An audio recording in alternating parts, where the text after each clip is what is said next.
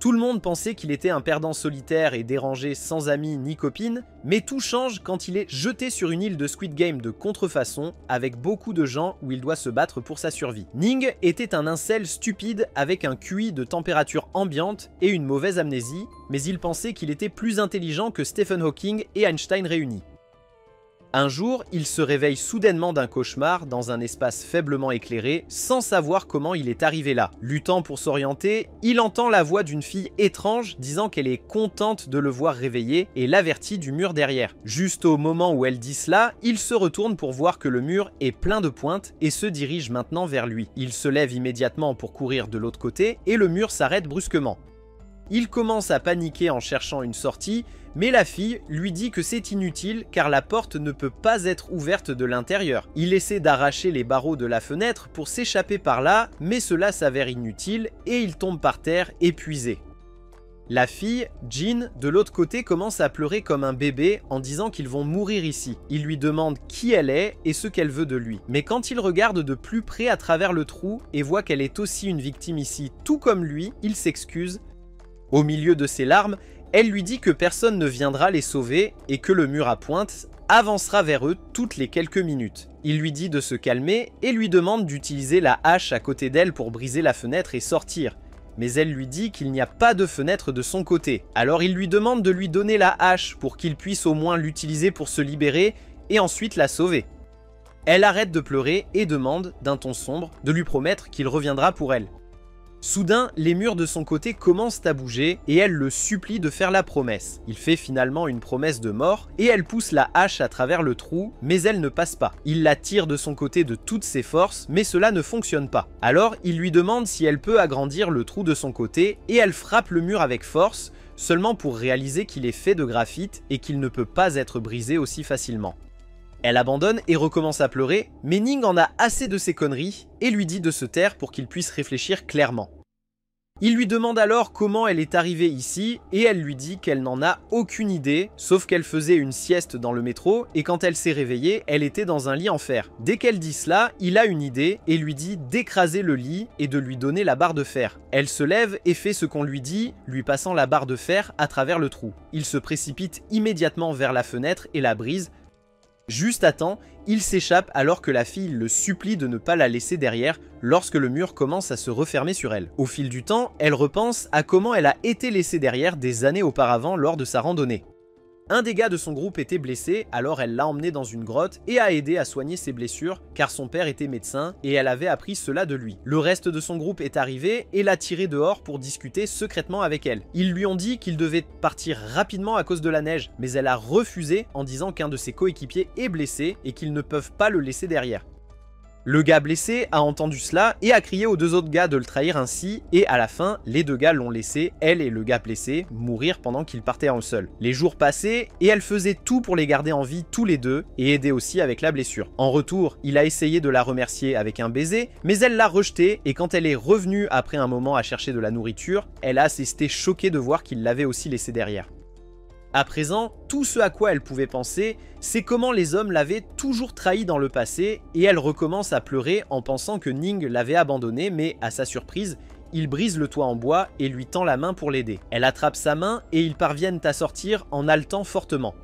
Soudain, sortie de nulle part, elle le serre dans ses bras et dit combien elle est heureuse qu'il soit revenu. Elle se présente et dit qu'elle est en première année de faculté de médecine avant de lui demander qui il est, mais il ne répond pas et lui demande de regarder autour. Il réalise qu'ils ne sont pas encore en sécurité et descendent du toit pour atterrir sur le balcon d'un phare. Il voit une porte en métal sur le sol menant à un tunnel souterrain et décide de l'essayer.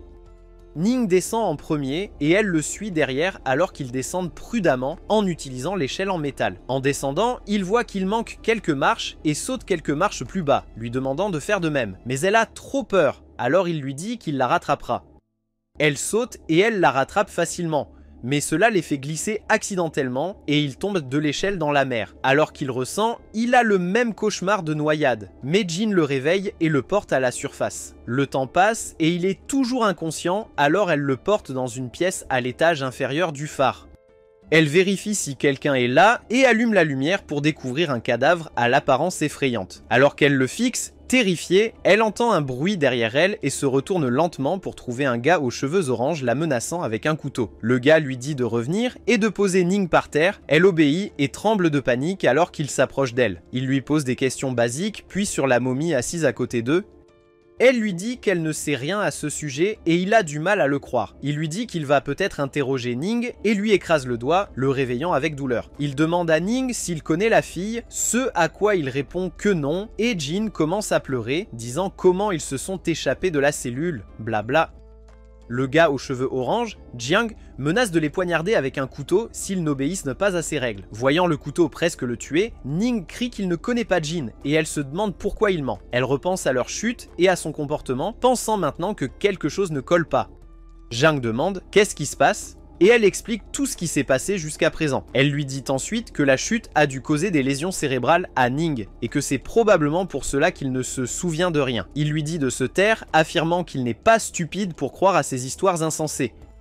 Elle le supplie de les laisser partir alors qu'il était sur le point d'achever Ning. Il s'arrête et accepte à une condition. Si elle explique en un mot pourquoi Ning risquerait sa vie pour la sauver, elle commence à paniquer alors que le temps s'écoule et qu'il est sur le point de tuer Ning. Elle enlève soudainement quelque chose et lui crie d'arrêter avant de demander depuis combien de temps il connaît son plus vieil ami. Il hésite avant de répondre qu'il connaît son ami depuis 25 ans, depuis qu'il avait 3 ans dans un orphelinat. Il lui dit d'arrêter les conneries et d'en venir au fait. Elle dit que si sauver une autre vie signifie qu'on doit connaître l'autre personne depuis longtemps, alors peut-il être sûr que ses amis risqueraient leur vie pour le sauver? Il se tait et elle continue que si ce n'est pas le cas, alors il est possible qu'une personne puisse sauver la vie d'une autre, même si elle ne la connaît pas bien. Il se lève et lui dit de se taire, mais avant de ranger le couteau. Il lui dit que ses amis feraient n'importe quoi pour lui et qu'elle a tort, mais il admet aussi que ce n'est pas vrai pour tout le monde. Après un certain temps, Jin explique à Ning ce qui s'est passé plus tôt et comment il l'a sauvé. Il n'arrive pas à croire qu'il l'a vraiment fait, ni qu'il ne s'en souvient pas. Jiang lui demande quelle est la dernière chose dont il se souvient et il répond qu'il lisait un magazine Playboy en 5e. Ils abandonnent et vont examiner la momie. Jin observe qu'il fait humide ici et demande comment il est possible qu'une momie soit là avant de saisir ses bras comme si c'était un bonbon. Elle examine son bras et leur dit que ce corps a été placé ici. Et avec l'aide des garçons, elle place le corps sur le sol avant de l'examiner davantage. Jiang a supposé que cela pourrait être un marine avant de déchirer ses vêtements. Ils sont choqués de voir que des chiffres ont été gravés dans le corps, peut-être avec un couteau. Ils se demandent ce que ces chiffres pourraient signifier, mais aucun d'eux ne parvient à comprendre. Alors ils abandonnent pour l'instant et parlent d'autre chose. Jin demande à propos de Jiang, et il lui dit qu'il travaille pour un gang dirigé par un certain Don Xiang. Il y a 3 jours, il fuyait un groupe de voyous en bateau pour se retrouver ici à son réveil. Jin raconte aussi son histoire et qu'elle s'est réveillée ici soudainement après avoir fait une sieste dans le métro. Les deux se demandent si c'est l'œuvre d'un autre gang ou des trafiquants d'êtres humains, mais Ning leur dit que ce n'est pas le cas et que le numéro qu'ils ont vu sur le corps est significatif dans tout cela, avant d'ajouter que tout cela ressemble à une sorte de jeu. Jin est d'accord et dit que jusqu'à présent, tout est comme un jeu d'évasion et qu'il devrait chercher des indices. Jiang dit qu'il avait déjà fouillé les environs et trouvé un escalier détruit. Soudain, Jin remarque un parchemin dans les oreilles de la momie et le retire pour trouver une carte dessinée à l'intérieur. Il voit un endroit marqué d'un X ainsi que le phare avec quelques autres lieux et symboles. Ning semble choqué et leur dit qu'il a déjà vu cette carte quelque part, mais ne peut pas se souvenir. Jiang lui crie de réfléchir intensément, mais il se tient la tête en disant que ça fait mal. Jin lui dit de se calmer et emmène Ning dans un coin sûr et lui demande s'il va bien. Il lui dit que chaque fois qu'il y pense, il a mal à la tête. Elle lui dit de ne pas se forcer et le réconforte. Ne supportant pas leur absurdité, Jiang sort fumer une cigarette. Ensuite, il va voir les deux en train de dormir côte à côte et les réveille en les poussant presque du pied. Il leur dit qu'ils devraient partir d'ici et aller à l'endroit marqué X sur la carte. Ning s'excite comme s'ils allaient à une chasse au trésor, tandis que Jin demande si c'est une bonne idée dans leur état, mais Jiang leur dit qu'il ne leur laisse pas le choix et qu'ils ne sont rien d'autre que ses esclaves maintenant. Plus tard, ils emballent à leurs affaires et vont dans la forêt en suivant la carte. Soudain, Jiang leur demande de s'arrêter et examine le sol pour trouver un piège avec du sang de quelqu'un encore dedans. Il leur dit que s'ils trouvent bientôt une autre série de traces, alors ils devraient couvrir les leurs. Il leur dit alors que, en tant que ses esclaves, c'est leur travail de collecter de la nourriture et de l'eau en secret. Les deux partent immédiatement à la recherche de nourriture comme les esclaves qu'ils sont. Et Ning revient avec des fruits sauvages étranges, tandis qu'elle ramasse des champignons et des herbes. Soudain, Jiang surgit de nulle part et tue un mignon lapin en citant quelque chose à propos de la survie du plus apte. Il les emmène ensuite dans une grotte qu'il a découverte et commence à cuire la viande. Il la mange tout seul, ne laissant que les fruits pour Ning et Gin. Quand il a fini, il lui ordonne de faire son lit avec le foin qu'ils ont ramassé. Elle se lève et va exécuter les ordres de son maître pendant qu'il demande à Ning de prendre la viande restante car c'est un homme. Il se lève ensuite et entre dans la grotte, avertissant Ning de ne pas entrer et de monter la garde. Alors qu'elle fait le lit, il la plaque au sol et elle crie à l'aide. Ning entend cela de l'extérieur et se demande quoi faire. Il court dans la grotte et crie à Jiang d'arrêter. Cela le rend fou et il donne un coup de pied à Ning qui tombe au sol, mais il se relève en disant qu'il ne devrait pas se faire de mal car ils sont une équipe. Jiang, lassé de ses bêtises, le frappe simplement au visage et le jette à terre avant de partir. C'est presque le soir et il entre dans la forêt pour avoir son moment à lui. Il conclut, d'après le comportement du couple plus tôt, qu'ils ne sont pas des sbires d'un gang et est frustré d'avoir été sermonné par ce stupide Ning. Soudain, il entend un bruit demandant de l'aide et se précipite vers la grotte pour découvrir que le couple est également sorti pour vérifier la même chose. Il leur demande de le suivre alors qu'il se dirige vers les sources du bruit. Il voit un homme semblant fuir quelqu'un et Jin, voyant qu'il est sur le point de tomber dans le piège, s'apprête à l'avertir mais Ning lui couvre la bouche et l'en empêche. Jiang explique qu'ils ne peuvent pas voir le poursuivant de l'homme et que quelque chose est louche. Il prédit que celui qui poursuit ce type est probablement celui qui a fait le piège en premier lieu et, à leur grande surprise, il voit un gars de la tribu avec une hache. Alors que le type qui est tombé dans le piège parvient à se relever vivant avec peu de force, ce gars de la tribu l'abat simplement comme un cochon et traîne son corps. Après le départ de l'homme, Jiang leur dit qu'il devrait retourner à la grotte et se faire discret pendant un moment. À l'intérieur, Jin se repose tandis que Ning lui demande qui cet homme pourrait être et s'il est un sauvage. Jiang répond simplement comment diable il le saurait et dit que cet endroit est plus dangereux qu'il ne le pensait. Il propose alors de garder la grotte pour la nuit et avertit Ning de rester sur ses gardes. Le lendemain matin, le couple sort chercher de la nourriture et Ning tombe sur un cocotier. Il grimpe et jette la noix de coco pour que Gin l'attrape, mais soudain un rat s'approche d'elle.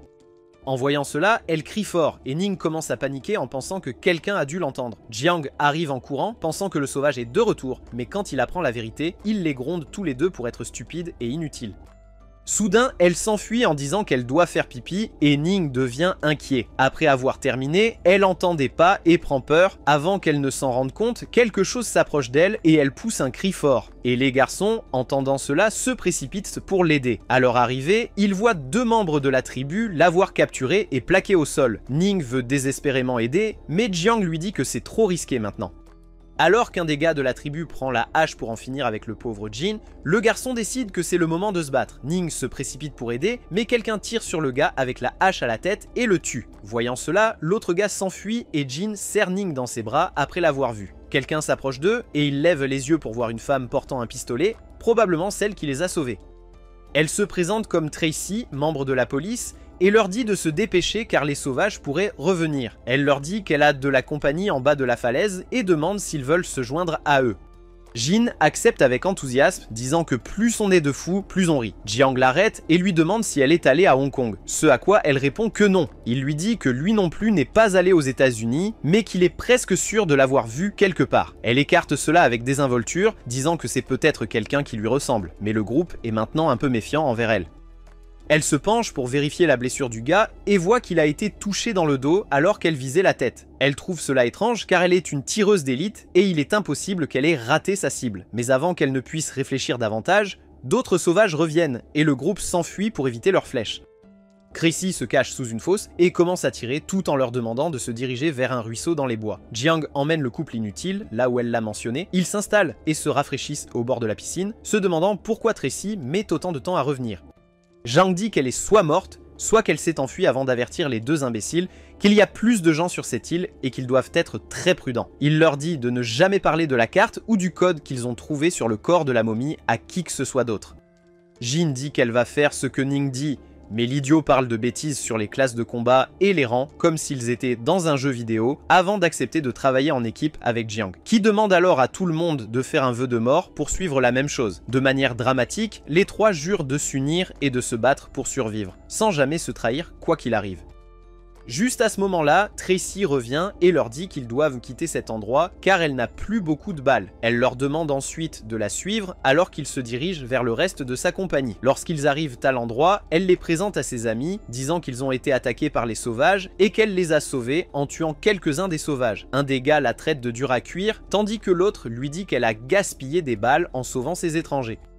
Jiang se fâche contre le gars qui a dit ça et le menace. Mais Tracy intervient et leur dit d'arrêter de se battre. Elle lui dit que si lui et son équipe veulent rester avec eux, alors ils doivent obéir à ses règles et ne pas nuire à ses coéquipiers. Jiang sourit avant d'accepter ses règles, avant de faire connaissance avec les autres. Jin et Ning se présentent également, mais tout le monde est surpris quand il leur dit qu'il est en 5e année.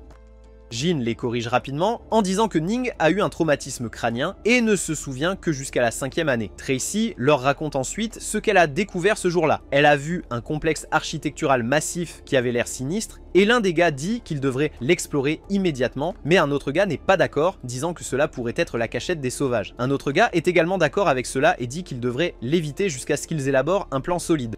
Ils procèdent à un vote et c'est une égalité, avec Jiang qui perturbe le vote en disant qu'il saluera d'abord, puis vote contre l'exploration de cette zone. Un des gars l'accuse d'être injuste, mais il dit simplement qu'il n'a enfreint aucune règle, il a juste utilisé une faille.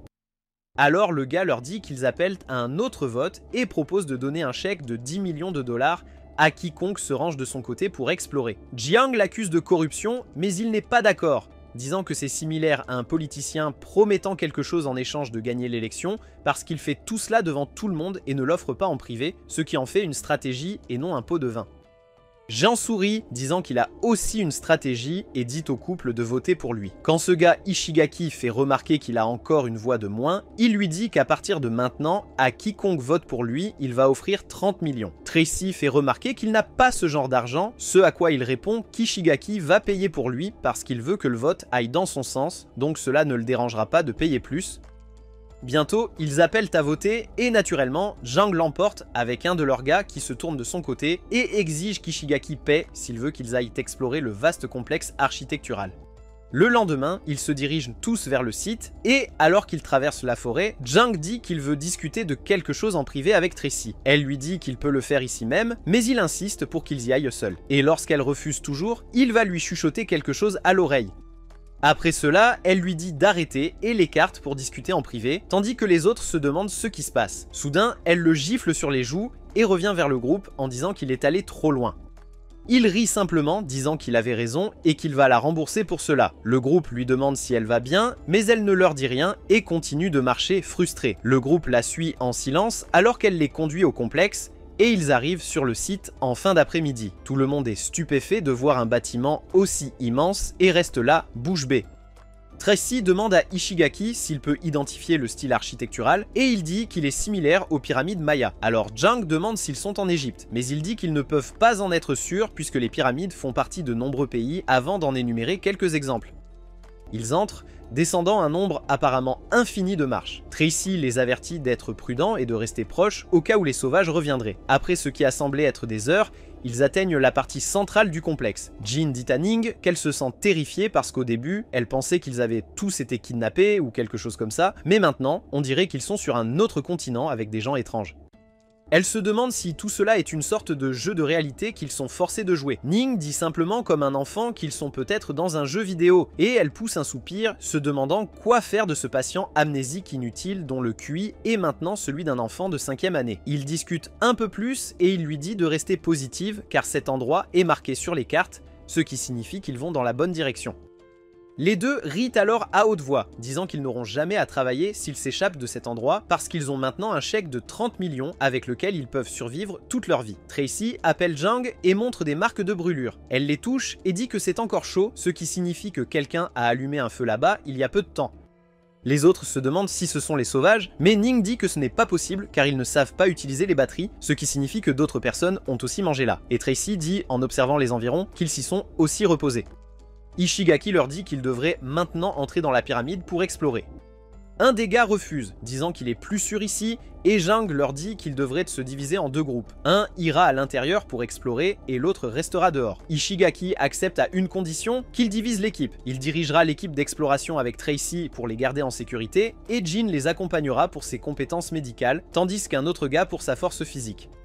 Le reste restera dehors, et si quelque chose arrive à l'équipe à l'intérieur, ils les secourront. Après leur entrée, le gars aux cheveux orange demande à Jang pourquoi il n'a pas opposé et propose de s'associer avec lui pour éliminer Ishigaki afin qu'ils obtiennent tout le pouvoir. Jang sourit et refuse simplement, disant qu'il ne veut pas travailler avec des nuisibles comme lui. Quand ce gars continue ses bêtises, il sort le couteau et le menace de exigeant son chèque. Le gars lui dit que c'est un crime, mais Jiang lui répond qu'il n'a aucune preuve. Et en effet, le seul témoin possible est occupé à pisser.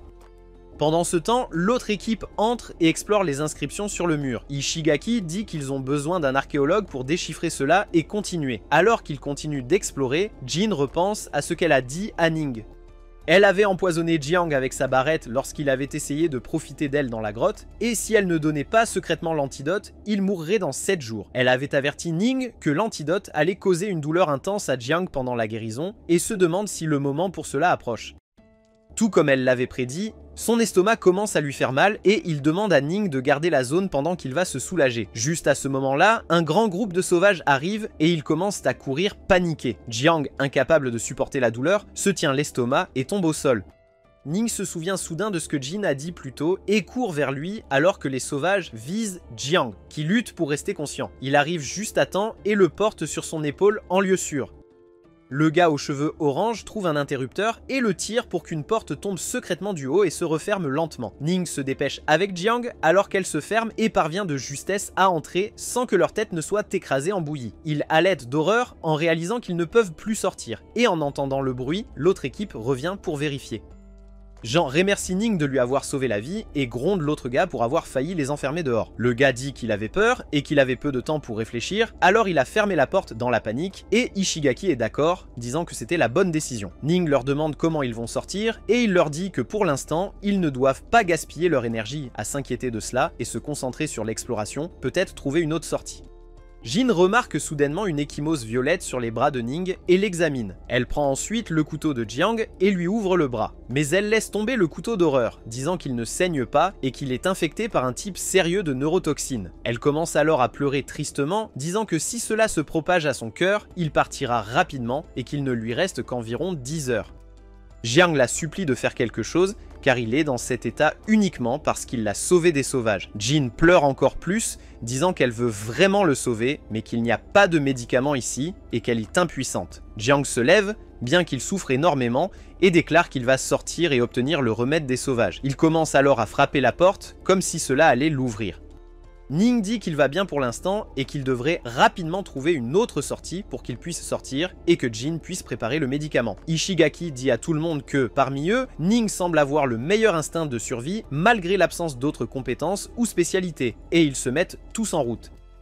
Ils descendent un escalier et entendent de l'eau couler à proximité. En avançant, ils observent le mur et Tracy dit qu'il est humide, ce qui signifie qu'il peut y avoir un ruisseau souterrain quelque part près d'ici. Soudain, ils remarquent de la lumière venant de l'extrémité des escaliers et se demandent si c'est une sortie. Mais quand ils y arrivent, ils sont choqués de voir que c'est un couloir submergé d'eau, avec seulement quelques piliers flottants. Ning se tient la tête en disant que ça fait encore mal et qu'il a déjà vu cet endroit. Juste à ce moment-là, ils entendent quelqu'un crier à l'aide et se demandent si quelqu'un d'autre est à l'intérieur. Jiang fait remarquer que le bruit vient de l'eau et va vérifier. Il voit 4 personnes dans l'eau et l'une d'elles semble être inconsciente.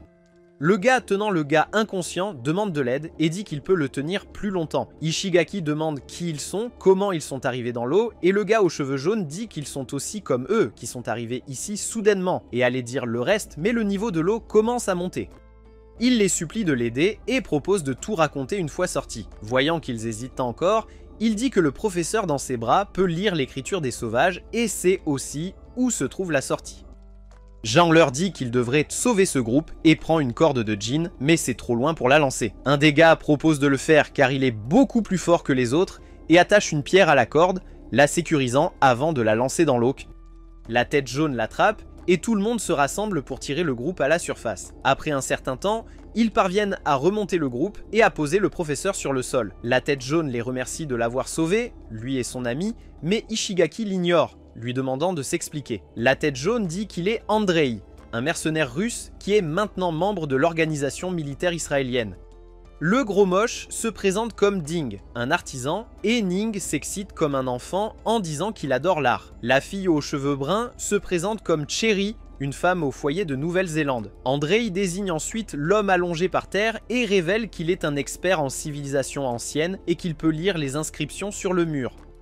Tracy vérifie son état et rapporte que sa respiration est normale, mais qu'il est simplement inconscient et ira bien après un peu de repos. Jiang dit qu'ils n'ont pas le temps pour ça et lui demande de le réveiller. Le professeur se lève en toussant et dit que la sortie est quelque part, car selon les inscriptions, une fois qu'ils atteignent le point le plus élevé, la porte devrait apparaître d'elle-même.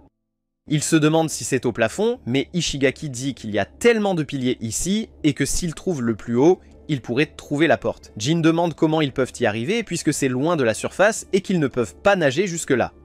André leur dit qu'ils n'ont pas besoin de le faire et explique qu'il y a 4 entrées dans cette pièce qui s'ouvrent et se ferment à certains moments. Quand elles s'ouvrent, le niveau de l'eau monte et chaque pilier a une plateforme. Cela signifie qu'ils doivent nager jusqu'à une plateforme et ensuite attendre un autre changement de niveau d'eau avant de nager vers une autre.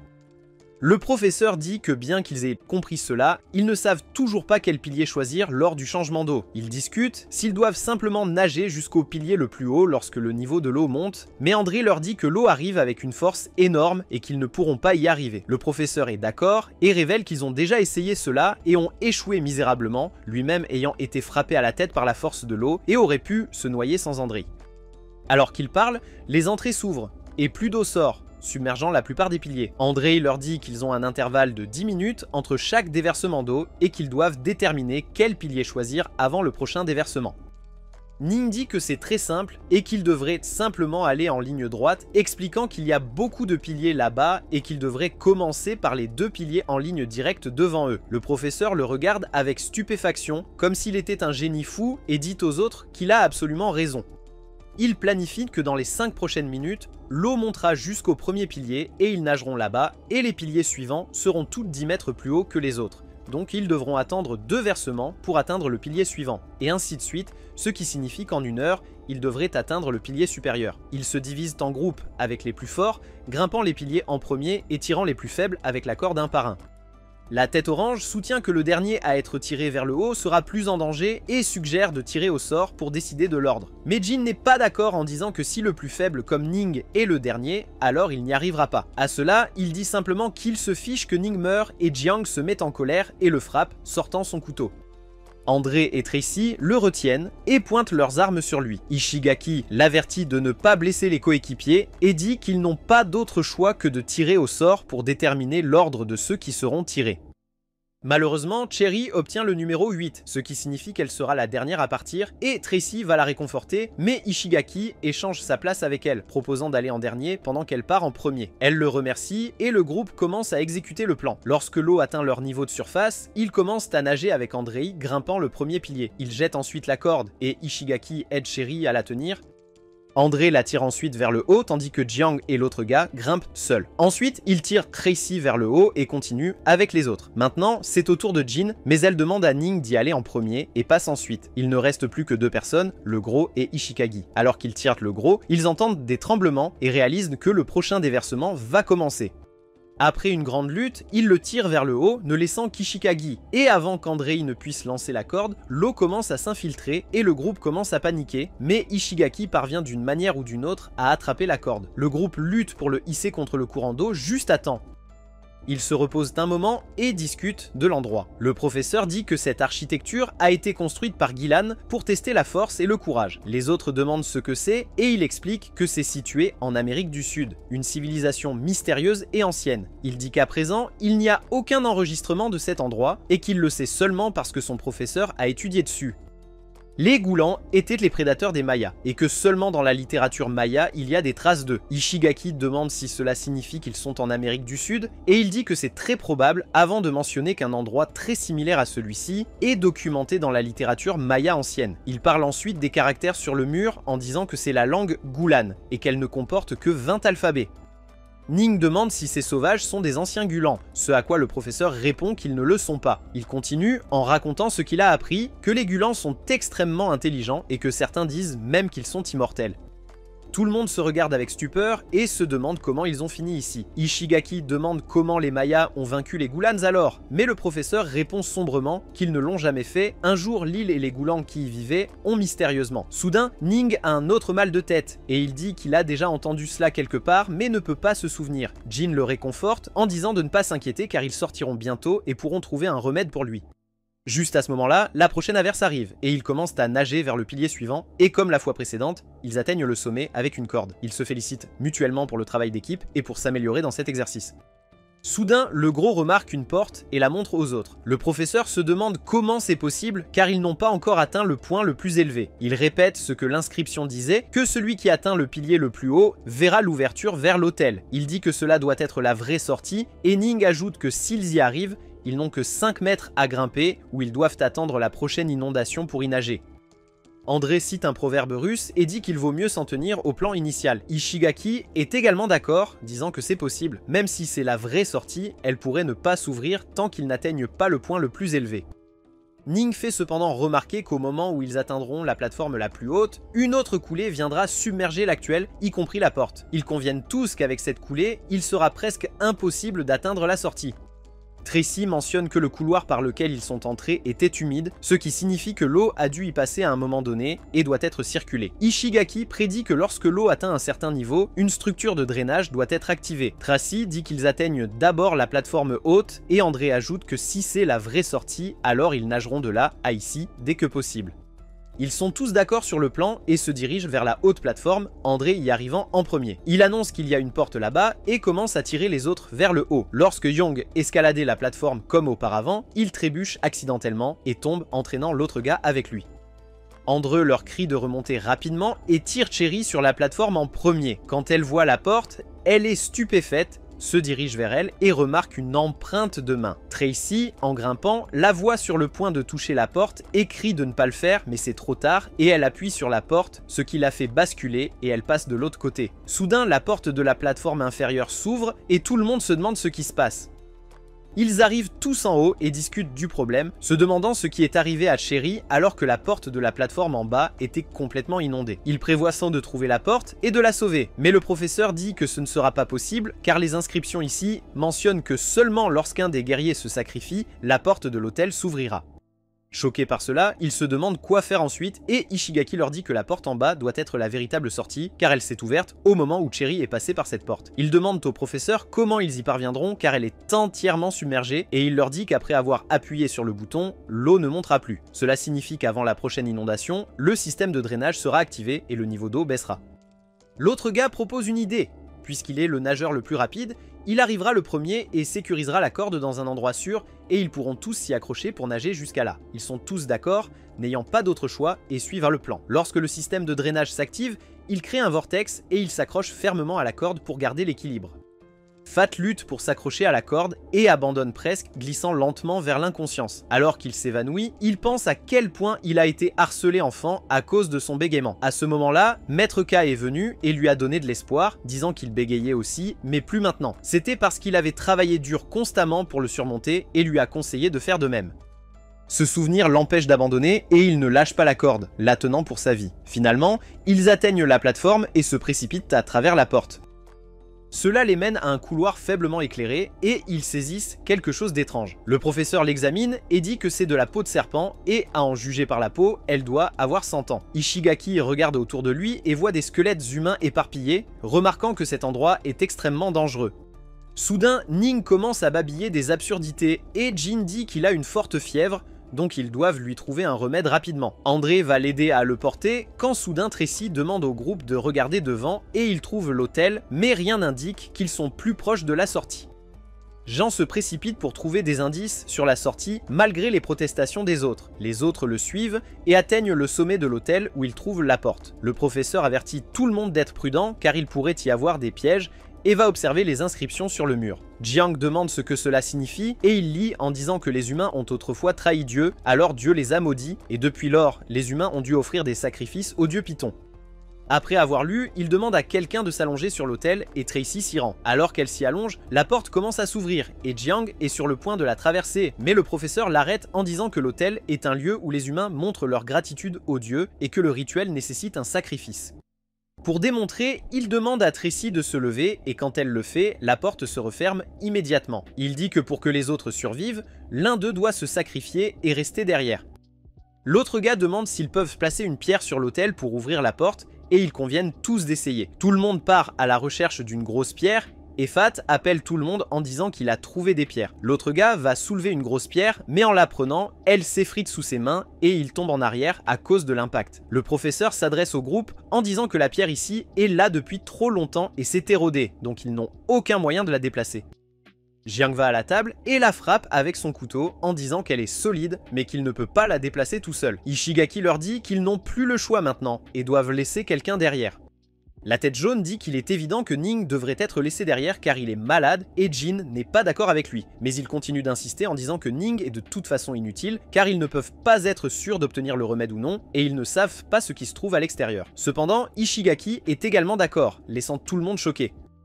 Il décide de procéder à un vote et le résultat est que Ning sera laissé derrière, mais Jiang sort un couteau en disant que quiconque décide de faire du mal à Ning devra d'abord passer par lui. Le chef jaune demande à André de laisser Ning, mais il refuse en disant qu'en tant que soldat, il n'abandonnera jamais ses camarades. Jiang s'approche alors de la tête jaune et le tabasse en disant que c'est lui qui devrait être laissé derrière. Les autres ne se plaignent pas et finalement, ils le laissent derrière pour s'échapper par la porte. Ils courent à travers un passage faiblement éclairé en se demandant s'ils vont dans la bonne direction. Alors qu'ils courent, le professeur pense à quel point Jiang a une bonne compréhension de la psychologie et de la façon dont tout le monde pense, sachant trop bien que personne n'aimait le chef jaune et qu'il l'a utilisé à son avantage. Il semblait aussi savoir que Tracy n'interviendrait pas à moins qu'elle ne veuille le tuer. Juste à ce moment-là, il trouve la porte de sortie et l'ouvre pour enfin sortir. Tout le monde se réjouit et se remercie mutuellement tandis que Jin regarde autour pour trouver des herbes pour préparer le remède. Elle dit que généralement le remède se trouve à côté du venin et pourrait donc être près du nid du serpent. Ils allongent Ning sur le sol pendant qu'elle l'examine en disant qu'il devient stable et qu'il a besoin de se reposer un peu plus longtemps. Jiang demande l'aide d'André pour transporter des pierres afin qu'il puisse retourner et sauver le tête jaune tandis que les autres se divisent pour accomplir diverses tâches. Fatty et l'autre gars chercheront de la nourriture. Tracy gardera la zone tandis qu'Ishigaki et le professeur fabriqueront des armes en utilisant des branches d'arbres. Pendant ce temps, le tête jaune se réveille sur l'autel et remarque que tout le monde est parti. Dès qu'il se lève, la sortie se ferme et il commence à pleurer de panique, frappant à la porte comme si cela pouvait le sauver. Soudain, il entend un bruit derrière lui et voit quelque chose d'énorme s'approcher par derrière et crie à l'aide. Dehors, Ning se réveille enfin et ouvre lentement les yeux et leur dit qu'il a mal à la tête, alors Ishigaki lui dit de se reposer davantage. Alors qu'André et Jiang continuent leur tâche, ils entendent le cri d'aide de Yellowhead et se demandent si quelque chose de terrible s'est passé à l'intérieur. Pendant ce temps, Jin dit à quel point elle est contente que le médicament ait fonctionné quand Ning se lève et s'assoit. Soudain, il voit Fatty se précipiter vers eux et derrière, un grand python mortel le poursuit. Ils se précipitent tous vers la sécurité, tandis que Tracy arrive en se balançant comme Tarzan et tire sur le serpent, sauvant Fatty. Elle demande ce qui est arrivé à l'autre et Fatty dit qu'il est tombé d'une falaise en courant. Le serpent continue de les poursuivre, mais heureusement Jiang arrive à temps et le repousse d'un coup de pied. Le serpent se relève furieux et l'attaque, mais il l'esquive et frappe sa tête avec son couteau. Le serpent le secoue et il tombe de la falaise. Ning commence à pleurer et est sur le point de courir vers lui, mais Ishigaki l'arrête en disant qu'il y a un lac en bas, donc il survivra. Juste à ce moment-là, le serpent se retire et il se demande si c'est parce qu'il est gravement blessé. En bas de la falaise, Jiang survit à la chute et se précipite vers l'autre gars depuis le lac. Il lui pompe la poitrine et l'autre gars se réveille en toussant de l'eau. Alors qu'il remercie Jiang, il remarque quelque chose sur son bras et le lui montre. Il était sur le point d'arracher la sangsue géante de son bras, mais l'autre gars lui dit qu'il ne peut pas faire ça et qu'il a besoin de feu. Alors il sort son briquet et la brûle en disant qu'il a vraiment eu peur. Cette fois cependant, une autre sangsue atteint l'épaule de l'autre gars et il enlève sa chemise. Jiang est choqué de voir qu'il y a tant de sangsues sur tout son corps et les tue une par une. Il décide maintenant de trouver l'autre avant de se retrouver sous plus de sangsues. Soudain, des bulles violettes commencent à voler autour d'eux et l'autre gars lui dit de ne pas y toucher, mais Jiang fait exactement le contraire et commence à toucher les bulles. Cela libère un parfum sucré et les deux s'effondrent soudainement au sol. Pendant ce temps, le reste du groupe traverse la forêt et trouve également les bulles violacées. Jin avertit les autres de ne pas les toucher et que c'est une masse d'air coagulée par le miasme dans la vallée. Juste à ce moment-là, Ning remarque Jang et l'autre gars au sol et se précipite vers eux. Fatty remarque des traces de sang sur le dos de l'autre gars, mais Jin dit que ce ne sont que des sangsues, rien d'inquiétant pour l'instant. Après un certain temps, les deux se lèvent et Ning salue chaleureusement Jang. Le groupe se rassemble et discute des événements récents. Le tête jaune a certainement frôlé la mort et maintenant, il se demande quoi faire. Ishigaki suggère de trouver de la nourriture car ils n'ont rien mangé de toute la journée. Soudain, une flèche est tirée près d'eux et ils se retrouvent à nouveau entourés par les sauvages. Ils prennent une position défensive alors que les sauvages s'approchent d'eux et le professeur traduit ce qu'ils disent. Il semble que le chef des sauvages leur demande de rester sur place pour l'instant et le professeur décide que c'est le moment de négocier. Le chef demande au professeur comment il peut parler leur langue, tandis que le groupe se demande comment le chef des sauvages peut parler leur langue. Le chef demande quel est leur lien avec l'homme borgne qui peut aussi parler anguillan et le professeur est choqué qu'il y ait quelqu'un d'autre qui connaît cette langue à part lui. Le chef le menace de parler ou d'être mangé et le professeur dit qu'il n'est pas sûr de qui le chef parle. Le professeur dit qu'il a appris la langue de son professeur qui est mort il y a de nombreuses années, mais quand il vivait, c'était un homme borgne. Alors que le groupe marche, ils discutent du mentor du professeur qui a obtenu un double diplôme en archéologie et en médecine. Ming dit à Jiang que son bras devient et ils discutent de savoir si les sauvages les emmènent à leur abri. Jiang dit qu'il a vérifié la carte et que l'endroit des villageois se trouve sur le même chemin qu'ils empruntent. Il murmure ensuite à Ning que lorsque le moment sera venu, ils s'enfuiront ensemble. Fatty demande au professeur comment il est possible que le mentor soit venu ici alors qu'il est mort il y a longtemps. Le professeur leur dit que c'est impossible puisqu'il n'a pas quitté la France pendant longtemps avant de mourir et il le sait parce qu'il était à ses côtés presque tous les jours. Tracy lui dit de ne pas trop s'inquiéter et de se concentrer sur la tâche à accomplir. Lorsqu'ils atteignent l'endroit des sauvages, ils voient beaucoup de ces gens vaquer à leurs occupations. Fatty dit qu'il a peur, mais Ishigaki lui dit de sourire et d'agir normalement. Le chef des sauvages leur dit que s'ils parviennent à guérir leur père, alors ils pourront partir, sinon ils mangeront tout leur village. Jin et le professeur poursuivent le chef, mais dès qu'ils la voient, ils commencent à jurer qu'une femme peut guérir leur père et qu'elle va le tuer. Le professeur lui dit que Gilan avait une forte perception de la supériorité masculine sur les femmes, qui sont interdites de faire autre chose que de jouer les femmes au foyer. Le professeur essaie d'expliquer au chef que seul Jin peut guérir son fils aîné, mais il ne le croit pas et les menace. À ce moment-là, un autre sauvage avec une seule main arrive et dit quelque chose au chef. Le professeur traduit qu'il demande au chef de laisser Jin essayer. Alors, ils entrent finalement et voient de nombreux sauvages se reposer. Rai dit au professeur que le vieil homme parlait mieux leur langue que le chef. Le professeur lui dit de se taire et de rester silencieuse alors qu'il s'approche du chef. Après l'avoir examiné pendant un certain temps, Jin diagnostique finalement que le chef a la malaria et dit au groupe que les personnes atteintes de malaria souffriront de diverses complications telles que l'amnésie. Ishigaki demande quel est le traitement, et qu'elle répond que le traitement est simple. Ils doivent le garder hydraté, donner de la quinine par voie orale, qu'ils peuvent extraire de l'arbre à quinquina. Son écorce est la principale matière première de l'extraction de la quinine. Ishigaki dit que cet arbre pousse généralement dans les zones de forêt tropicales sombres et humides. Puisqu'ils sont en Amérique du Sud, cela devrait être dans la forêt tropicale près d'eux. Le professeur leur dit que le chef a accepté d'envoyer 3 d'entre eux dans la forêt pour chercher les herbes, tandis que les autres resteront ici comme otages, et s'ils ne reviennent pas avec des médicaments avant le lever du soleil demain, les autres seront tués. Ils discutent et concluent que Jin doit absolument faire partie des 3 car elle est la seule à pouvoir identifier. Ensuite, Tracy l'accompagnera pour la protéger, et le 3e sera André qui demande à Jiang son couteau. Ning lui dit de donner le couteau puisqu'ils n'en auront pas besoin, et il accepte, donnant le couteau à André. Plus tard, Ning demande à Jiang « Est-ce que les 3 vont s'en sortir ?» Mais il dit simplement qu'il ne sait pas avant de prier Dieu. Le professeur regarde plus d'inscriptions et dit que ces sauvages vénèrent Gilan Naga comme leur dieu, et chaque fois qu'il y avait une grande épidémie de malaria, ils étaient impuissants et craignaient mal la mort. Ils l'appelaient la malédiction des dieux, et quand cela arrivait, ils amenaient les infectés à l'autel comme offrande à Gilan. Mais il y a 10 ans, un groupe de soldats a tué et piégé ces gens. Ils ont tous disparu dans un volcan jusqu'au jour où le type borgne, qu'ils pensent être le maître du professeur, est sorti de la montagne vivant. Il connaissait le Gilan et les a aussi guéris. C'est pourquoi, quand les sauvages ont vu l'un d'eux parler la langue, ils les ont gardés en vie pour qu'ils puissent guérir le chef. On disait que l'homme borgne était resté ici le reste de sa vie et était devenu partie de leur communauté. C'est ainsi que quelques sauvages connaissaient leur langue. Et un jour, l'homme borgne a disparu quand des navires mystérieux sont arrivés sur cette terre. Pendant ce temps, Jean et les autres cherchent l'arbre sous la pluie. Andrei demande à quoi il ressemble et Jean décrit qu'il devrait mesurer entre 5 et 15 mètres de hauteur et avoir un aspect spécial. De loin, ils peuvent voir un mélange de vert et de rouge. Soudain, Jean crie qu'elle en a trouvé un et il se dirige vers lui. Pendant ce temps, le professeur dit qu'il est possible que son mentor ne soit pas mort et Ishigaki demande comment c'est possible puisqu'il a assisté à ses funérailles. Le professeur dit que le travail archéologique nécessite beaucoup d'argent et de soutien de la part de la nation, et le gourou n'était pas si célèbre, donc la recherche a été interrompue. Jusqu'à ce qu'un jour, son mentor rouvre le projet, et quand il lui a demandé qui finançait le projet, son mentor a dit que c'était une organisation privée avec laquelle il avait un accord et a gardé le reste des détails secrets.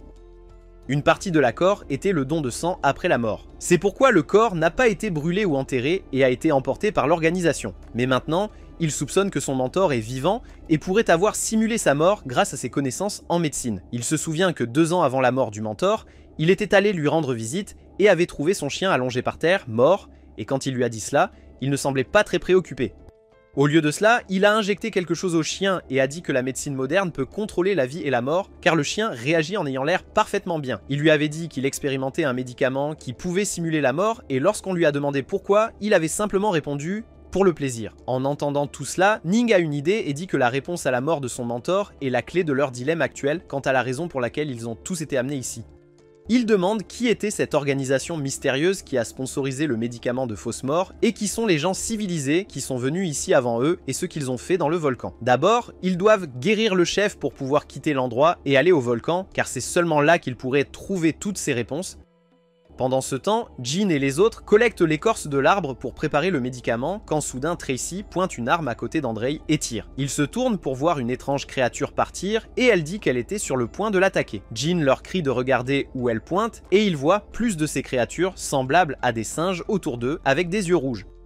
De retour à la grotte, les sauvages viennent et emmènent les autres bien qu'il ne soit pas encore l'aube et Fatih les supplie en disant que Jean et les autres reviendront bientôt avec le médicament. Quand les sauvages les amènent à leur lieu d'exécution, Fatih pleure de peur et dans son pantalon. Le professeur dit aux autres d'être courageux car ces sauvages vénèrent le courage et tueront les lâches. Fidèle à sa parole, l'un des sauvages traîne Fatih pour être exécuté, mais heureusement Jean et les autres reviennent. Plus tard, ils mangent tous copieusement et le trou Fatih se réveille en criant qu'il est mort. Jean prépare le médicament et le donne au chef qui commence lentement à aller mieux. Le chef la remercie et dit qu'elle leur apprendra le remède pour qu'il n'ait plus à sacrifier d'humains après cela. Le vieil homme la remercie en disant que l'homme borgne ne leur a jamais appris le remède, mais qu'elle est beaucoup plus gentille. Il lui indique ensuite la sortie d'ici vers la montagne. Elle lui demande à propos des créatures ressemblant à des singes dans les bois et il lui dit qu'elles ont été relâchées par les gens civilisés qui sont venus avant eux. Il lui dit alors que s'ils se font mordre par ces singes, ils deviendront comme eux. Plus tard, elle raconte tout cela au reste du groupe, et le professeur dit que cela dépasse toute science qu'il a vue ou entendue. Ning suggère que ces singes pourraient être le résultat des expériences créées par l'organisation privée pour créer l'immortalité. Le professeur se sent choqué et trahi par les compétences de son mentor. Ishigaki le réconforte. Tout le monde décide d'explorer la montagne pour trouver une réponse rapidement. Le lendemain, Jiang va pêcher avec les sauvages et parvient à attraper un petit poisson, tandis que Jin apprend au vieil homme comment soigner le rhume et la toux. Jiang, voyant le vieil homme fumer, lui demande la pipe, mais le vieil homme lui dit que cela pourrait être trop fort pour lui. Fidèle à ses paroles, il s'évanouit après une seule bouffée, rêvant de belles filles. Le vieil homme rit et dit qu'il se réveillera la nuit. Plus tard, ils rejoignent tous les sauvages à leur festivité et s'amusent, mais dès qu'ils ont le vin, ils sont choqués de le trouver trop fort et chaud. Jin se saoule avec une seule gorgée et le chef rit, leur demandant de s'amuser. Ishigaki lui demande s'il peut organiser un guide pour qu'ils puissent explorer le volcan demain et le vieil homme offre ses services. André voit les sauvages faire un concours de tir à l'arc et décide de participer. Le chef lui propose l'arbalète de l'homme borgne s'il gagne et s'il ne gagne pas, il exige son chapeau en échange. Le match commence et le chef tire en premier, visant parfaitement la bûche. André passe ensuite et avant de commencer, il enlève son chapeau, révélant de longs cheveux féminins, et le donne au chef en disant que peu importe qui gagne, il peut le garder. Il tire ensuite avec l'arbalète et transperce la flèche du chef avec aisance, remportant l'arbalète. Il sort alors un autre chapeau de sa poche et le met pour couvrir ses cheveux. La nuit, Jiang se lève enfin et sort pour trouver tout le monde en train de s'amuser. Soudain, il entend un bruit et le suit pour voir les singes zombies blesser un des sauvages. Il crie à l'aide et Ning arrive à temps pour avertir que les singes le visent. Le chef et André arrivent également, tirant sur ces singes avec leurs flèches. Quand Jin va aider le sauvage blessé, le vieil homme s'arrête et dit qu'il est trop tard, car il va bientôt se transformer en ces singes. Le chef porte le corps du sauvage blessé et va le démembrer avant de l'enterrer, ainsi même s'il se transforme en singe zombie, il ne pourra pas sortir. Mais avant que le chef ne puisse le faire, le sauvage blessé se réveille et lui mord la main avant de s'échapper. Quand les autres arrivent en courant et demandent ce qui est arrivé à sa main, il leur dit qu'il est tombé et s'est blessé. Les autres sauvages cherchent le blessé pendant que Jin bande la main du chef. Elle lui dit que la blessure ressemble plus à une coupure de couteau qu'à une éraflure, et il détourne le regard. Ishigaki dit qu'il devrait bientôt partir pour le volcan, et qu'il a récolté suffisamment de nourriture avec André pour la semaine. Ning demande au vieil homme s'il y avait quelqu'un d'autre à part lui qui a été blessé par les singes zombies, et il leur dit que les autres sont tous morts, y compris son fils. Lui aussi a été infecté, mais l'homme borgne lui a coupé la main immédiatement avant qu'il ne se transforme. C'est pourquoi il est encore en vie maintenant. Le lendemain, le groupe remercie les sauvages, alors qu'ils s'apprêtaient à se diriger vers le volcan, et le vieil homme s'excuse de ne pas pouvoir les accompagner comme il l'avait promis. Ils entendent un bruit d'agitation et demandent ce qui se passe. Le vieil homme leur dit qu'un nouveau chef est compté aujourd'hui et les invite à se joindre à eux. Mais quand ils hésitent, il devient effrayant et ne leur laisse pas le choix. Lors de la cérémonie, ils voient l'ex-chef se poignarder pour recueillir un bol de son sang et le chef le boit pour devenir le nouveau chef. Soudain, le vieil homme rit comme un fou, disant que si l'on mange l'organe du singe zombie, l'infection devient rapide et il se transforme immédiatement. Il révèle que le chef était celui qui a fait cela à son fils et maintenant il s'est vengé en donnant la même chose au chef. Fidèle à cela, le leader se transforme immédiatement et devient un singe zombie. Tout le monde s'enfuit en panique, tandis que le vieil homme rit comme un fou avec des larmes aux yeux. Fatih et le professeur s'échappent dans la forêt, à le temps d'épuisement. Ils se demandent ce qui est arrivé aux autres, car ils ont tous été séparés dans la panique. Le professeur dit que s'ils se dirigent vers le volcan, il pourrait les retrouver. Soudain, ils entendent un bruit et sont morts de peur, mais ce n'est que Ning. Ils discutent de la situation et entendent des pas, alors ils vont se cacher derrière des buissons. Ils voient Jin courir et était sur le point de la rejoindre, mais elle trébuche accidentellement sur des cordes et les sauvages arrivent bientôt après. Les sauvages acceptent de ne pas la tuer parce qu'elle les a aidés malgré les ordres de leur chef. Ils lui indiquent la direction du volcan et lui demandent d'aller vite. Les trois ne sortent pas de leur cachette avant plus tard car il n'est pas garanti que les sauvages les épargneront comme Rin. Après le départ des sauvages, ils sortent et voient une petite carte avec un itinéraire vers le volcan et discutent. Plus tard, ils vont sur les rives et décident d'y passer la nuit car les sauvages n'y viendront pas. Alors qu'ils sont assis et discutent, soudain Ning se souvient de quelque chose du passé. Il avait été jeté du bateau par des hommes et un gars le suppliait de revenir et de le sauver. Quand il est revenu au bateau, les hommes étaient partis et il s'est excusé auprès de lui-même de ne pas avoir pu sauver ce gars. Fatih et le professeur s'inquiètent et lui demandent ce qui se passe. Il reprend conscience et leur dit qu'il récupérait des fragments de sa mémoire. Juste à ce moment-là, il regarde le rivage et observe qu'il devient plus petit. Le professeur leur dit que la marée monte et qu'ils doivent partir immédiatement. Alors qu'ils se lèvent, ils voient des crocodiles et Ning leur dit qu'il vaut mieux attendre que la marée baisse. Cependant, Fatih prend peur et s'enfuit en panique, provoquant la poursuite des crocodiles. Il parvient à s'échapper et à courir vers la forêt pour trouver une corde. Soudain, il tombe sur Jiang qui fume et lui demande de se taire. Il demande à Fatih où sont les autres et après avoir entendu la vérité, il s'énerve que Fatih ait fui en abandonnant ses amis. Juste à ce moment-là, un groupe de singes zombies arrive et les entoure. Jiang demande à Fatih de retourner au rivage pendant qu'il retient les singes ici. Avant de le renvoyer, il menace Fatih d'aider les autres, surtout Ning avant d'affronter les singes. Fatih retourne au rivage et trouve le professeur et Ning accrochés à un arbre pour échapper à la marée et aux crocodiles. Ning lui dit d'attacher une pierre à la corde et de grimper à l'arbre suivant. Après qu'il ait grimpé, Ning lui demande de lancer la corde et l'attrape. Ils attachent chaque extrémité de la corde aux deux arbres et l'utilisent pour traverser. Le professeur passe en premier mais réalise que la corde tire vers le bas, alors il se dépêche et saute de l'autre côté. Ning grimpe sur la corde et traverse, mais les crocodiles le suivent et l'attrapent presque quand il descend. Heureusement, Jiang sort de nulle part et attaque le crocodile, mais il remarque tous ses yeux et réalise qu'il est aussi infecté. Le professeur le remercie, mais lui demande de ne pas suivre, mais Ning lui dit qu'il peut y avoir un antidote dans le laboratoire avec lequel ils peuvent guérir Jiang, puisqu'il ne s'est pas complètement transformé. Le lendemain, Jin voit le volcan en premier et était sur le point de s'y précipiter, mais voit soudain quelqu'un arriver par derrière et crie à l'aide. Tout le monde entend ces cris et se précipite vers le bruit, mais ce ne sont qu'Ishigaki et cet autre gars qui mange maintenant comme des cochons gourmands. Attaque et André arrivent sur les lieux, mais les singes aussi. Ils s'enfuient et parviennent heureusement à s'échapper en haletant fortement. Tracy dit qu'elle n'a plus que 3 balles, donc ils doivent être prudents. Jin leur dit qu'ils doivent retourner chercher les provisions parce que le volcan sera désert. Ishigaki suggère que l'équipe divise ses responsabilités pour assurer l'efficacité lors de la collecte de nourriture et de fournitures. Il attribue des tâches spécifiques à chacun, Jin étant responsable de la collecte des herbes essentielles à la survie. André est chargé d'assurer la sécurité du groupe. L'autre gars et Tracy sont chargés de chercher de la nourriture. Une fois les tâches assignées, le groupe se met en route pour accomplir leurs rôles respectifs. Jin prie silencieusement pour la sécurité de Ning, inquiet des défis qu'il pourrait rencontrer, qui, entre-temps, rencontre de nombreux marécages qui bloquent son chemin et décide que grimper une falaise à proximité pourrait être une meilleure option pour trouver un passage.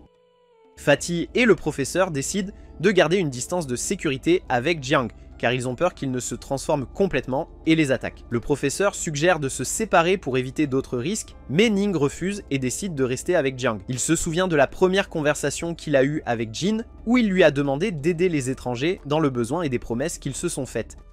Pour lui, Jiang est comme un frère et le laisser derrière est impensable. Finalement, le professeur et Fatih acceptent de rester ensemble car voyager seul dans ces circonstances terribles semble trop risqué. Pendant ce temps, André demande à Jin comment elle a réussi à traverser le marais et elle explique que lorsqu'elle est entrée dans le marais, les sauvages sont apparus et ont lancé des pierres pour la guider sur un chemin plus sûr. Il rit de bon cœur à son histoire, la trouvant amusante et quelque peu incroyable. Jin se tourne ensuite vers André et Tracy pour leur demander leurs propres expériences de traversée du marais. André, étant un soldat expérimenté, explique que ce n'était pas difficile pour lui car il avait rencontré des défis similaires lors de missions de combat. Ishigaki, passionné de sport, raconte comment il a astucieusement utilisé des planches en bois et des lianes pour créer une planche de fortune qui lui a permis de traverser facilement. Alors que le groupe rassemble la nourriture et les herbes qu'ils ont collectées, l'autre gars fait remarquer qu'André semble avoir des sentiments pour Tracy, qui est sceptique et n'y croit pas, mais l'autre gars insiste, soulignant comment André a fait des efforts pour la protéger lors d'une attaque de singes.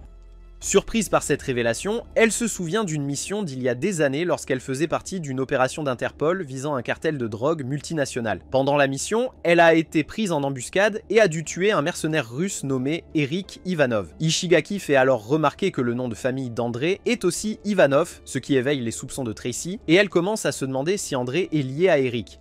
Elle se dit de rester vigilante, car les compétences et les capacités d'Andre sont quelque chose qu'elle ne peut pas sous-estimer. Pendant ce temps, l'autre groupe grimpe la falaise et se dirige vers le volcan. Ning est toujours inquiète pour Jin après avoir entendu son cri plus tôt et prie pour sa sécurité. En chemin, il découvre le sac de nourriture qu'André et Tracy avaient laissé derrière. Cette découverte le fait soupçonner qu'un danger pourrait se cacher devant, et il mentionne avoir entendu des coups de feu dans le marais plus tôt. Il pointe ensuite vers le volcan et exhorte le groupe à se déplacer rapidement pour trouver des antidotes, car il est particulièrement préoccupé par Yang et veut s'assurer qu'il soit traité dès que possible.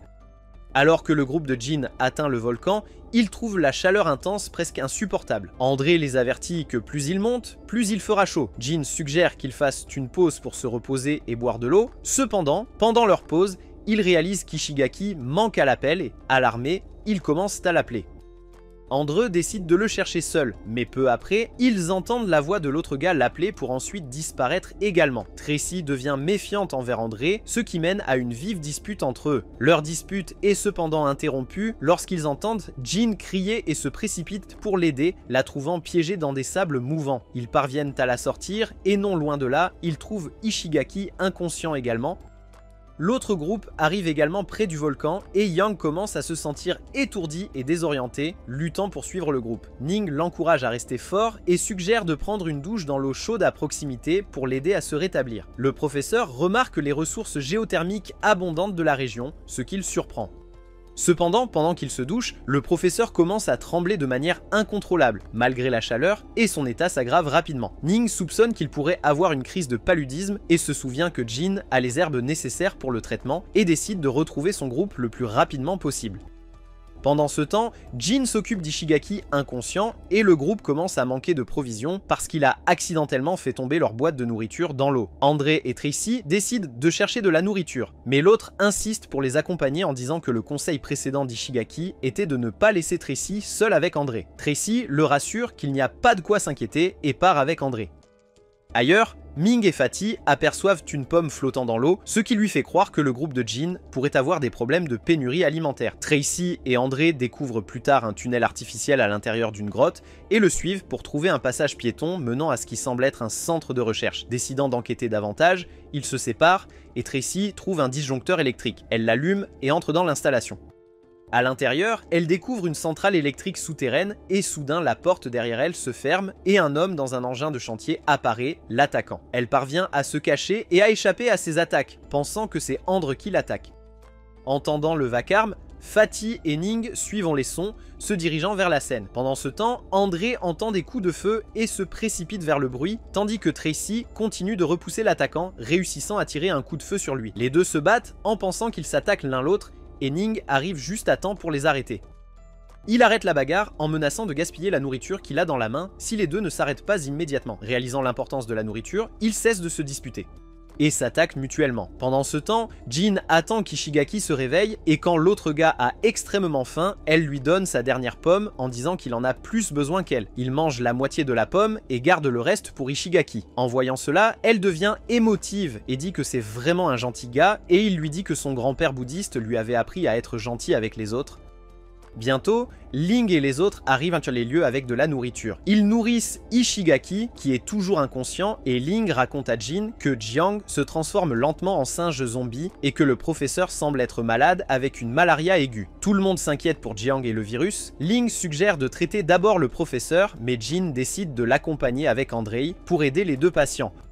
Les trois se dirigent vers la grotte où les patients ont été laissés mais les trouvent manquants et Andrei suggère de se séparer pour chercher. Après un moment, ils trouvent un couteau laissé par Jiang et Ling soupçonne que les patients ont été emmenés dans un centre de recherche et décide de se regrouper et de s'y rendre ensemble. Au bureau de la grotte, Tracy semble troublée en regardant son arme et Ling informe le groupe des patients disparus et peu après, Ishigaki se réveille.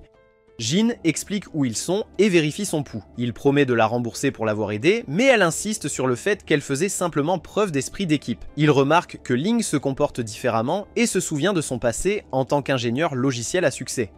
Malgré ses réussites, il pense que la technologie et la richesse sont inutiles dans leur situation actuelle. Le groupe atteint une centrale géothermique et est choqué par sa construction avancée. Il réalise qu'une telle installation nécessiterait le soutien du gouvernement et Ishigaki souligne qu'ils doivent trouver le port pour le transport, mais c'est trop dangereux de le chercher maintenant. Il décide donc d'explorer d'abord le laboratoire. À l'intérieur, il découvre un chercheur mort et des superordinateurs et il parvient à pirater l'un d'eux pour accéder à des informations limitées. Il assigne des tâches au groupe en envoyant Tracy, Jin et Fatty explorer la zone biochimique. Lorsqu'ils arrivent, ils trouvent les singes zombies dans des conteneurs et un antidote, bien que Fatty ait peur et attende dehors. Pendant ce temps, Ling, Jinang et Andrei explorent une autre section et trouvent des combinaisons spatiales et des cartes d'identité militaires. En continuant leurs recherches, ils s'inquiètent de l'implication du gouvernement dans cette dangereuse recherche sur l'immortalité. L'autre gars commence à se sentir mal à cause d'un trouble psychologique déclenché par le stress, et il se souvient avoir perdu le contrôle lors d'un match de basket il y a des années et craint que cela ne se reproduise. Suivant les instructions d'Ishigaki, il se dirige vers une autre zone marquée comme un restaurant. Pendant ce temps, l'équipe de Jin revient avec l'antidote, tandis que le groupe de Ning trouve une pièce avec des squelettes assis dans un restaurant comme s'ils étaient morts soudainement en mangeant. André vérifie le corps et découvre qu'il n'est pas aussi ancien que les autres cadavres, et Ning trouve une carte dans la poche de l'homme mort, révélant qu'il était un superviseur d'installation de recherche nommé Yasu. Ils utilisent la carte pour déverrouiller d'autres portes et trouvent un carnet dans sa poche, mais les pages manquent. Soudain, ils entendent quelqu'un dehors et André va vérifier, tandis que Ning examine le livre et trouve quelque chose écrit sur la dernière page. Pendant ce temps, Jin est déçu par les expériences menées sur des humains, tandis qu'une silhouette les observe derrière un pilier. Tracy dit à Jin que dans ce monde, seuls les puissants comptent et que les pauvres sont exploités. La silhouette derrière le pilier lance une grenade sur l'équipe. Tracy et les autres se couchent pour éviter l'explosion. Tracy cache Jin et Fatty sous les escaliers et les avertit qu'une personne veut les tuer. Elle soupçonne qu'Andrei est derrière l'attaque, mais les autres ne sont pas d'accord. Elle leur montre une porte et explique comment ils peuvent s'échapper pendant qu'elle les couvre. Fatty, qui a la carte d'accès, décide de courir le premier malgré le danger. Il rassemble son courage et commence à courir, mais une flèche le frappe au cou. Il continue jusqu'à la porte et l'ouvre pour que les autres puissent passer. Alors que les dames s'échappent, une autre grenade est lancée sur lui, le tuant dans une explosion. Jin pleure pour lui, mais Tracy l'entraîne pour continuer à avancer. Elle se cache dans une autre pièce, mais l'homme mystérieux continue de les suivre. Les deux se cachent dans une salle de bain lorsque du gaz toxique commence à fuir, et elles essaient d'ouvrir la porte, mais elle est verrouillée de l'extérieur. Incapable de supporter le gaz, elle tombe inconsciente, et la silhouette mystérieuse arrive les emportant. Pendant ce temps, Fatty et l'autre gars atteignent la salle de contrôle et demandent à Ishigaki quelle est la situation. Il révèle que c'était Andrei derrière les attaques et qu'il emmène les femmes inconscientes avec lui dans un chariot. Ishigaki pense qu'Andrei travaille sans être capturé et sur le moniteur, il voit clairement qu'il est aux commandes. Ning décide qu'il devrait d'abord trouver l'emplacement d'Andrei avant d'attaquer. Il donne le carnet avec quelques chiffres à Ishigaki qui pense qu'il pourrait être un mot de passe pour un super ordinateur. Il entre les chiffres, déverrouillant des zones qui étaient auparavant inaccessibles. Soudain, un scanner émerge du sol nécessitant un scan de la main pour une authentification de second niveau. L'empreinte de la main du superviseur est nécessaire pour accorder l'accès et s'il ne la scanne pas, le système s'auto-détruira. L'autre homme panique, mais Ning lui donne un plan. Il lui ordonne de courir à la cafétéria et d'apporter le corps du superviseur car une personne normale mettrait 10 minutes pour parcourir la distance, mais lui, étant athlète, peut y arriver à temps. L'autre gars fait face à de nombreux défis pendant la course, mais après quelques encouragements de Ning et Ishigaki, il continue. À la cafétéria, il a du mal mais finit par porter le corps du superviseur et court vers la salle de contrôle. Là, il voit Andrei se tenant sur son chemin mais ne s'arrête pas et arrive juste à temps pour poser la main sur le scanner.